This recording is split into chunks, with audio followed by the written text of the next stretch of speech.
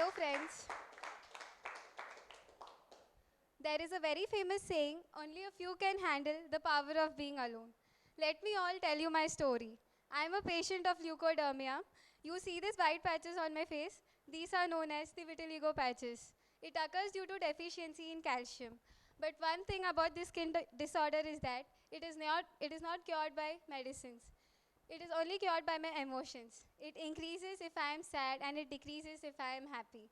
Back then, when it started abruptly, I couldn't understand what was happening to me. People around me started questioning me and they were kept on asking me what happened. How do I explain people when I don't understand what was happening? I felt something is wrong with me. I felt that I'm not normal. I felt people around me, they led a different life. Whenever I used to walk, people used to stare at me. Those staring eyes kept on haunting me every night. I used to cry. It was very easy for people to tell me that this is just nothing, just move on. But I felt avoided. I felt I was ignored. I felt something is wrong. I used to insult myself. I remember I told my mom, just break all the mirrors in the home. I used to feel that looking at me, it's better not to look at myself. I used to insult myself. I started isolating myself from the whole world. One day so happened that my sister got so annoyed with my depressing attitude that she just called me and told that who else will enjoy your company when you yourself don't. Being alone is not a sin, it is not a problem. Sometimes it is necessary to be alone to have some major realization in your life. That day, that was the major realization of my life. Since then, there was no turning back. That day, I realized my real potential. And then I achieved everything I could ever. I became the topper of my class in 10th standard in my board. I got the best delegate award in MUN, and then my school chose me as the vice cultural captain. That was the biggest achievement I could ever get. People still ask me, what did you achieve in life? I tell, I achieved myself.